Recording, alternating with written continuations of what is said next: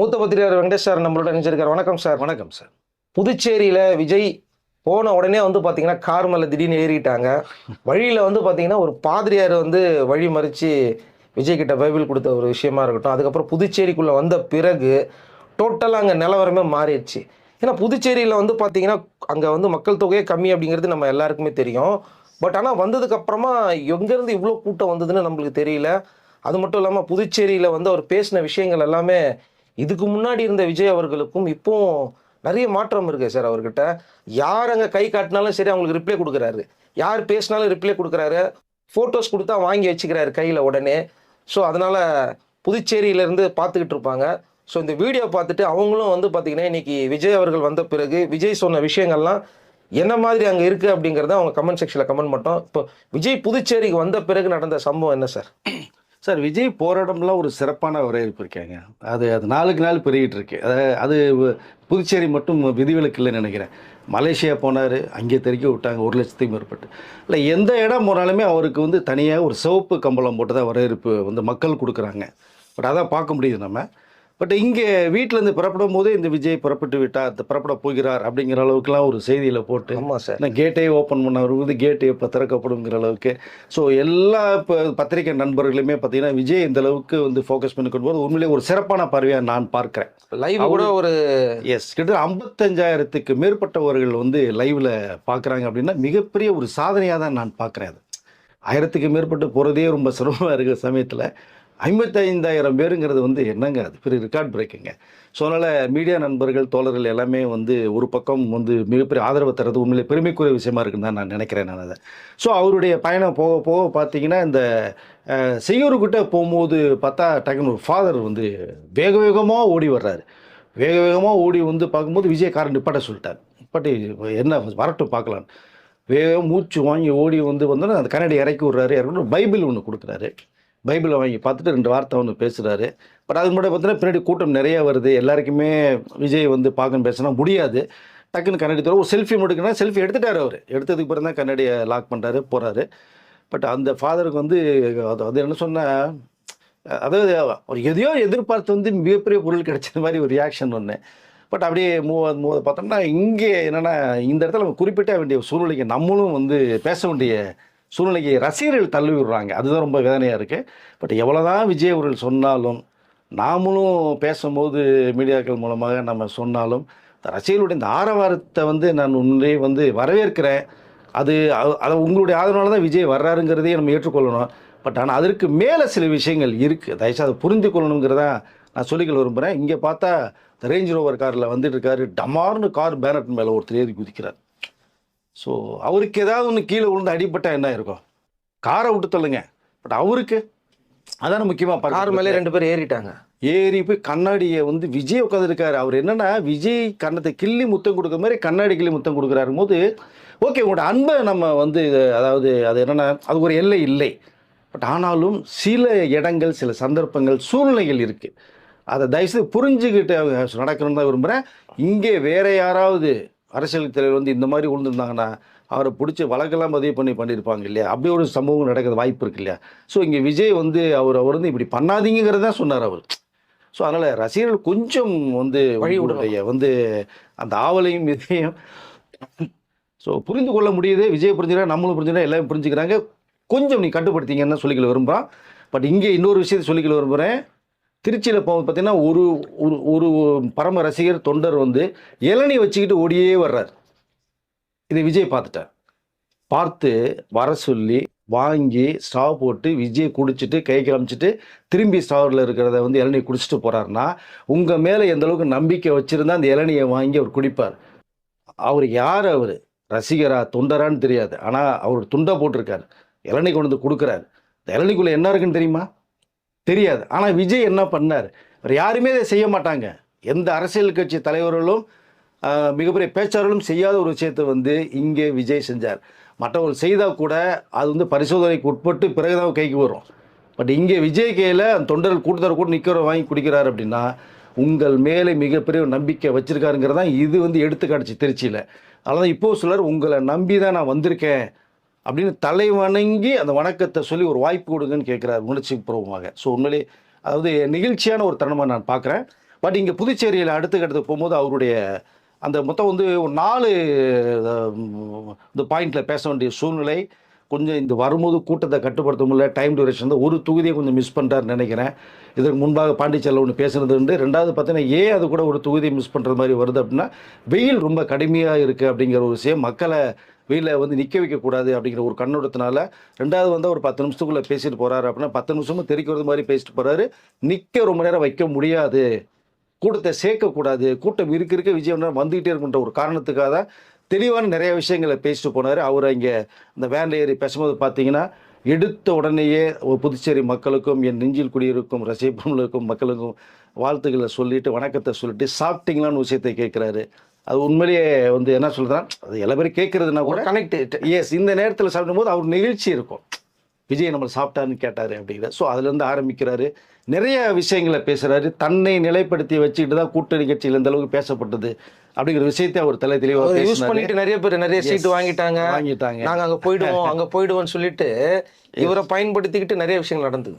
விஜயை டார்கெட் பண்ணி தான், ஒரு டிமாண்ட் பண்ணி தான் நிறைய சீட்டு வாங்கப்பட்ட ஒரு விஷயத்தை ஒன்று தலை தெளிவாக சார், நான் யாருக்கிட்டையும் போகலைங்கிற சொன்னார். புதுச்சேரியில் என்ன மாற்றங்கள் வரணுங்கிற விஷயத்தை நிறைய தெளிவுபடுத்தினார். மகப்பேறு உடைய பெண்களுக்கு வந்து 25,000 வந்து உதவி பணம்ங்கிற ஒரு விஷயம், அது வந்து மிகப்பெரிய விஷயமாக பார்க்கப்படும். ரெண்டாவது பார்த்தீங்கன்னா காப்பீட்டு தொகை 25 லட்சம் ரூபாய்க்கு பண்ணப்படும் ஒரு விஷயம். ஸோ ரேஷன் கடை பற்றி ஒன்று சொன்னார், ஏற்கனவே வந்து பேசுனதா ட்ரோல் பண்ணாங்க. பட் இங்கே அந்த இடத்துல அந்த கடை இல்லை, வாடகை தராமல் காலி செய்யப்படும் போது மக்களுக்கு போய் சேரலைங்கிற ஒரு விஷயத்தை கன்வே பண்ணதை தெளிவுபடுத்தினார். இப்போ அது இல்லாத அவர் பேசலை, இருக்கிறதா பேசினார். அவர் பத்திரிகைகள் நோட் பண்ணதையும் குறிப்பிட்டு பேசுகிறார். அப்போது பாண்டிச்சேரியுடைய அந்த மாற்றம் தேவை அப்படிங்கிற விஷயத்த, மாநில அந்தஸ்து நிறைய பேர் வந்து இருக்கிற ஆட்சிகள் எல்லா பேருமே பண்ணிட்டாங்க. மத்தியில் இருக்கிற 2 பேருமே பண்ணிட்டாங்க, மாநிலத்தில் இருக்கிறவங்களும் பண்ணிட்டாங்க. மாநில அந்தஸ்து கிடைக்காமையே இருக்குன்னு புதுச்சேரிக்கு. அப்போ நான் வந்தேன்னா மாநில அந்தஸ்து கண்டிப்பாக உருவாக்கப்படும் விஷயத்தை தெளிவுபடுத்தி மக்களுக்கு என்ன தேவைங்கிற விஷயத்தையும் அறிக்கையில் சில விஷயங்கள்லாம் நோட் பண்ணி பேசுனதை ரொம்ப சிறப்பாக பார்க்க முடிஞ்சது. பிஜேபியை பற்றி பேச மாட்டாரு, பயந்துட்டாருன்னாங்க. ஆனால் நீ பிஜேபி பேரை சொல்லி பேசிட்டாரு. அவருக்கு தான் பயம் இல்லைங்க, எதுக்குங்க பயப்படணும், நேர்மையாக வர்றோம், அரசியல் சம்பாதின்னு வரல சொன்னாங்க சார். பி டீம்னு சொன்னாங்க, மறைமுக சப்போர்ட்டுன்னா எதுவுமே இல்லைங்கிறத உடச்சி இப்போ பேசியிருக்காரு. இப்போ அது இல்லையா, பட் எதையுமே அவருக்கு பயம் இல்லாமல் பாதையில் தெளிவாக போயிட்டுருக்கார்.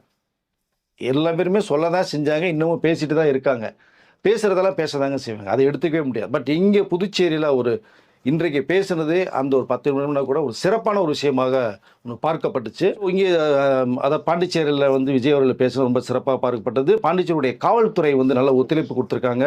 சுற்றிலும் கூட்டத்தை சேர்க்க விடாமல் பவுன்சர்ஸ் 3 பேர் மேலே இருந்து பார்க்கப்பட்டது. துணை ராணுவ படையும் வந்ததாக ஒரு தகவல் ஒன்று வந்திருக்காது. ஸோ சிறப்பான முறையில் விஜய் மக்களுக்கு எந்த விதமான கஷ்டத்தை கொடுக்காம வந்துட்டு போன ஒரு நோக்கத்தோட இன்றைக்கு இந்த புதுச்சேரியில் அவருடைய விசிட் வந்து உண்மையிலேயே பெருமைக்குரிய விஷயமாக தான் இருக்குது. பார்ப்போம், இந்த மாற்றம் ஒன்று வேணும்னு விரும்புகிறாங்க மக்கள், அந்த மாற்றத்தை நான் உருவாக்குவேன் அப்படிங்கிற விஷயத்த வந்து கண்டிப்பாக சொல்லியிருக்காரு. தமிழகத்தில் நான் வருவேன், புதுச்சேரியிலையும் வரணுங்கிற விஷயத்தையும் தெளிவுபடுத்தியிருக்காரு. ஸோ இது உண்மையிலேயே மக்களுடைய ஆதரவு வரும்போது இங்கே 2 விஷயத்தை குறிப்பிட்றேன் நான். புதுச்சேரி மக்களுடைய அங்கே ஒரு விஷயத்தை பேசும்போது ஒருத்தர் வந்து தொண்டர் வந்து வேலோட வந்து விஜய் அவர்களை பார்க்குறோம் போது, வேலுன்னா வெற்றி, வெற்றி நிச்சயம் அப்படிங்கிற ஒரு இதோட வந்து அந்த புதுச்சேரியில் இப்போ இருக்கிற இது அரசு சரியாக தான் இருக்குது, சரியாக இயங்கிட்டு இருக்கு, ஒன்று தவறு இல்லை. ஆனால் இதோட சிறப்பாக எங்களுக்கு வேணும், ஒரு மாற்றம் வேணும், மாற்றத்தை நாங்கள் ரொம்ப விரும்புகிறோம், அந்த மாற்றத்தை உருவாக்குறது விஜய்க்கு ஒரு வாய்ப்பை தாங்கன்னு கேட்குறாரு, நாங்கள் தரதுக்கு ரெடியாக இருக்கோம் அப்படிங்கிற அந்த நபர் பேசுனதை கேட்டோம்.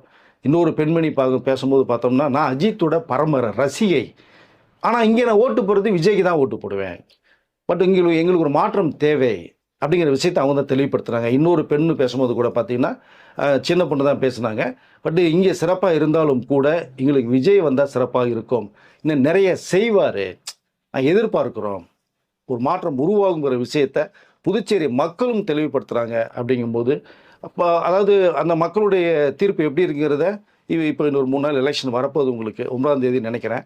இப்போ வரும்போது இந்த மாற்றத்தை எப்படி மக்கள் உருவாக்குறாங்களோ இல்லைங்கிறத நம்ம பொறுத்திருந்து தான் பார்க்கணும். பட் விஜயுடைய அடுத்த கட்ட மக்கள் சந்திப்பு இந்த பிரச்சாரங்கிறது அந்த ஸ்பீடு அதிகமாக அவர் வந்து இப்போ வந்து என்ன சொல்கிறேன் கொடுத்துட்டு இருக்காருன்னு நினைக்கிறேன். இங்கே இன்னொரு விஷயத்தையும் நான் குறிப்பிட்டு ஆகணுங்கிற ஒரு சூழ்நிலை. சுந்தர்சி அவர்கள் மதுரை தொகுதியில் நிற்கிறாங்க. இப்போ அவர்கிட்ட ஒரு விஷயத்தை வந்து நம்ம மீடியா நண்பர்கள் கேட்கும்போது அவர் தெளிவாக ஒரு விஷயத்தை சொல்கிறாரு. விஜய் பற்றி ஒரு கேள்வி வரும்போது, விஜய் என்னுடைய மிக மரியாதைக்குரிய நபர், அது ஸோ நண்பர், ஃபேமிலி ஃப்ரெண்டு. குஷ்புவும் விஜயும் அக்கா தம்பி சென்டிமெண்ட்டில் உள்ளவங்க. ஸோ நாங்கள் ஒரே ஃபேமிலி நாங்கள் அப்படின்னு ஒரு விஷயத்த சொல்லி, இப்போ விஜய்க்கு எதிராக நீங்கள் பிரச்சாரம் பேசுவீங்களா செய்வீங்களாங்கும் போது அது முடியவே முடியாதுன்னு ஒரு விஷயத்த சொல்கிறார். கலைத்துறை வேற, அரசியல் துறை வேறங்க. விஜயை நான் தாக்கி பேசி வந்த அவசியம் எனக்கு இல்லை. நான் விஜயை தாக்கி நான் பேசவும் மாட்டேன். அவருடைய இலக்கு வேற, என்னுடைய இலக்கு வேற அப்படிங்கிற விஷயத்தை இங்கே தெளிவுபடுத்துறாருன்னா, அங்கே உண்மையான நட்பை நான் பார்க்குறேன். இது வந்து அரசியல் இன்று வரும் நாளைக்கு போகும். பட் கலைத்துறையில் ஏற்பட்ட அந்த நட்பு இருக்குது பார்த்தீங்களா, அது நிரந்தரம்ங்கிற மாதிரி தான் இருந்தது சுந்தரசியுடைய பேச்சு. சுந்தரசி அதை பிரச்சாரத்துக்கு குஷ்பு வருவான்னு கேட்கும்போது, நான் அவங்களுக்கு போனதில்ல, கண்டிப்பாக எனக்கு குஷ்பு வருவாங்க அப்படிங்கிற விஷயத்தை நம்ம குறிப்பிட முடியாது. ஏன்னா கலைத்துறையில் நிறைய பேர் வந்து விஜய் அட்டாக் பண்ணி ஒரு ட்ராவல் பண்ணிட்டு இருக்கும்போது, இப்போ ஒரு படம் வரப்போகுது, அது சொந்தமாக பேசியிருக்கேன் வேற. இப்போ இங்கே சுந்தரசியுடைய இந்த பேச்சுமுறை பெருமையானா அவரும் நிற்கிறாரு, அதே தொகுதியில் வந்து டிவிகேருடைய நபரும் நிற்கிறாங்கும் போது அங்கே விஜய் பேச மாட்டேன்னு தெளிவாக சொல்லியிருக்கார். ஸோ இதுதான் சிறப்பாக இருக்குது.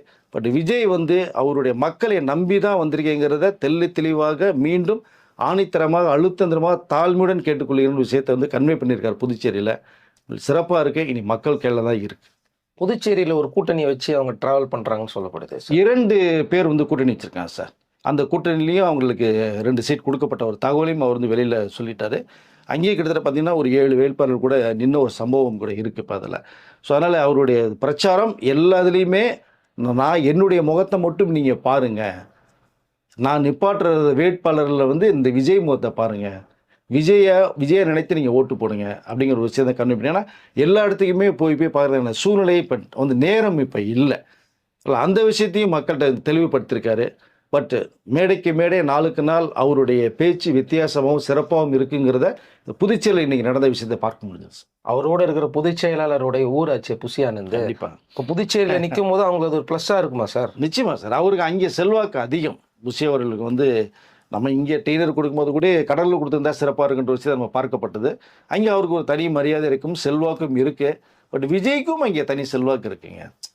நீங்கள் வெளிநாட்டிலே இருக்கும்போது இதை தவிர பார்த்தீங்கன்னா ஜப்பானில் ஒரு ஒரு ஒரு கேங் தமிழ்நாட்டை சேர்ந்த ஒரு ஜப்பானில் போய் இப்போ அவர்கள் வீடியோ எடுத்து ஒன்று போட்டிருக்கிறத நீங்கள் பார்க்கலாம். நீங்கள் அங்கேயே டிவிகே சம்மந்தப்பட்டவர்களில் ஃப்ளாகை வச்சு பேக்ரவுண்டில் விஜய் வச்சு விசில் சின்னத்தை வச்சு விஜய் எதுக்கு வரணும், எதுக்கு ஓட்டு போடணுங்கிற விஷயத்த அங்கே வந்து அங்கே ஒரு கருத்து கணிப்படுத்தி நேரடியாக பேசின ஒரு விஷயத்த ஜப்பான்லேருந்து வெளியிட்டிருக்காங்க. இதை எப்படி பார்ப்பீங்க நீங்கள்? ஸோ எல்லா நாட்டிலையுமே பார்த்தீங்கன்னா விஜய்க்கு பிடித்தவர்கள் வந்து வரணுங்கிற மாதிரி தான் ரொம்ப ஆசைப்படுறாங்க. நிறைய பேர் வந்து இந்த எலெக்ஷன் அன்னைக்கு ஒரு நாளைக்கு முன்னாடியே நிறைய பேர் தமிழ்நாட்டுக்கு வந்து அவங்களுடைய வாக்குகளை பதிவு பண்ண நினச்சிட்டு டிக்கெட் புக் பண்ண விஷயத்தையும் சொல்கிறாங்க, ஃப்ளைட் டிக்கெட்டை. ஸோ அப்போ அதனால் பார்க்கலாம், மக்கள் ரொம்ப விரும்புகிற ஒரு நபராக விஜய் இருக்கார். ஸோ லைவ்லேயே நான் சொன்னேன் 55,000 மேற்பட்டவர்கள் பார்க்குறான்னு சொல்கிறேன். அது மிகப்பெரிய ஒரு சாதனையாக தான் பார்க்கப்படுது. பார்க்கலாம், மக்களுடைய இறுதி தீர்ப்பு எப்படி இருக்குன்னு தெரியாது. ஒரு வெற்றியை நோக்கி இலக்கை நோக்கி உங்கள் விஜய் உங்கள்கிட்ட வர்றார்.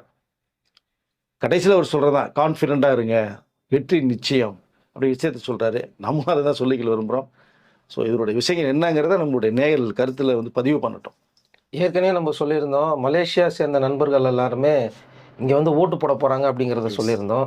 இப்போ அந்த ஜப்பான் ரசிகர்கள்லாம் வந்து, அதாவது தமிழ்நாட்டிலேருந்து போனவங்க, திருச்சியை சேர்ந்தவங்க நிறைய பேர் வந்து சொல்லியிருந்தாங்க, ஜப்பானில் நாங்கள் வந்து டிவி கேக்குன்னு ஒரு அணி மாதிரி ஒன்று உருவாக்கியிருக்கோம், நாங்கள் இங்கே வந்து ஓட்டு போட போகிறோம் அப்படிங்கிறதெல்லாம் சொல்லியிருக்கிறாங்க. இது வந்து இந்த முதல் முறையாக விஜய் வந்து அரசியலுக்கு வந்ததுக்கு அப்புறமா இளைஞர்களுடைய பார்வை வந்து அரசியல் பக்கம் திரும்பி இருக்கு. கண்டிப்பாக சார். ஏன்னா இப்போ படித்தவர்கள் வரணுங்கிறதா ஒரு இலக்காக இருக்குது. இப்போ நிறைய பேர் படித்தவர்கள் நிப்பாட்டியிருக்காரு விஜய் அதை. ஸோ இளைஞர் கையில் தான் உலகம் இருக்குங்கிறது தான் ஒரு பழமொழியாகவே நிறைய பேர் சொல்லிட்டு இருப்பாங்க. அதுதான் தலைமுறை நிஜம். எஸ். ஏன்னா அவர்கிட்ட வந்து இந்த என்னென்னா புதிய சிந்தனைகள் நிறையா இருக்கும், புதிய ஐடியாக்கள் நிறைய மக்களுக்கு என்ன கொண்டு சேர்க்கணுங்கிற விஷயங்கள் மனசில் உள்ளுக்கிட்டே இருந்துட்டு இருக்கும். செய்ய முடியாத சூழ்நிலை இருப்பாங்க. அப்போது நீங்கள் செய்யணும்னா அதற்குள்ளே ஒரு இடத்துக்கு வந்தால் தான் செய்ய முடியும். அதுக்கு தான் உங்கள் விஜய் வர்றார், நான் வர்றேங்கிறார். ஃபஸ்ட்டு வந்து போதை இல்லாத ஒரு நாட்டை உருவாக்கணுங்கிறது மிகப்பெரிய ஹைலைட்டான ஒரு விஷயம். இன்றைய இளைஞர்கள் 15 வயசு ஆகிட்டாலே இந்த போதைக்கு அடிமையார் எப்படி போய் லாக் ஆகிறானே தெரியல. பேரண்ட்ஸ் எப்படி தான் பொத்தி பாதுகாக்க முடியும்? எதையாவது காரணம் சொல்லிட்டு போயிடுறாங்க. நண்பர்கள் சரியில்லைன்னா என்ன சமைக்கும்? ஸோ அதுக்குள்ளே போயிட்டாங்கன்னா திரும்பி மீண்டும் அவர் வந்து மீட்டு கொண்டு வரது ரொம்ப கஷ்டமான ஒரு செயல். ஸோ அதனால் அதை வந்து இல்லாமல் வந்து ஒழிக்கணுங்கிறது முக்கிய ஒரு குறிக்கோளாக பார்க்கப்படுது. நிறைய அறிக்கைகள் வச்சுருக்காரு, அந்தந்த இடத்துக்கு தேவையான விஷயங்கள் பேசிகிட்டே வர்றாரு. புதுச்சேரியில் அப்படி தான் பேசின பார்க்க முடிஞ்சுது. ஸோ இந்த இளைஞர்கள் கண்டிப்பாக ஒரு மாற்றத்தை விஜய் உருவாயிருக்காருன்னு தான் நான் நினைக்கிறேன் சார். Okay sir. இன்னைக்கு புதுச்சேரியில் வந்து விஜயோடைய அந்த பேச்சுகளாக இருக்கட்டும், நடவடிக்கைகளாக இருக்கட்டும், அடுத்தடுத்து வந்து பார்த்தீங்கன்னா ஒரு புது பொலிவை தான் கொடுத்துட்டு இருக்குன்னு நினைக்கலாம். மக்களோட இவர் வந்து கனெக்டிவிட்டி ஆக மாட்டேன்றான்னு சொன்னாங்க. இப்போ அதிகமாக மக்கள் கூட கனெக்டிவிட்டி ஆகிறத அவர் விரும்ப ஆரம்பிச்சு இறங்கி வேலை செய்ய ஆரம்பிச்சிட்டாரு. வேலை செய்ய ஆரம்பிச்சிட்டாரு. ஏன்னா இதுக்கு முன்னாடி அவர் கொஞ்சம் மனசில் ரொம்ப ஸ்ட்ரெஸ் இருந்துட்டு இருந்தது. ஃபேமிலி லெவலில் கொடுத்த ஸ்ட்ரெஸ்ஸு, நிறைய அழுத்தங்கள்லாம் இருந்தது. அது சரியாயிடும் சார். ஃபேமிலிக்குள்ள இங்கே தான் சார் பிரச்சனை இல்லை, சரியாயிடும். அந்த ஃபேமிலியில் அவர் பார்த்துக்கிறேன்டார் இல்லையா, எல்லாம் போக போக போக அந்த கோபம் தனியும். ஸோ குடும்பம் ஒன்று சேர்ந்த வாய்ப்புகள் இருக்கும். சேரணுங்கிறத எல்லாருடைய இலக்காகவும் இருக்குது, நம்மளுடைய இலக்காகவும் இருக்குது, ரசிகர்களுடைய தொண்டர்களுடைய இலக்காகவும் இருக்குது. சேர்றதுக்கான வாய்ப்புகள் நிறையா இருக்கும் சார். வெயிட் பண்ணி பார்க்கலாம். Okay sir. அடுத்த வீடியோவில் வந்து மேலும் ஒரு புதிய தகவலோட சந்திக்கலாம். நன்றி சார். நன்றி சார்.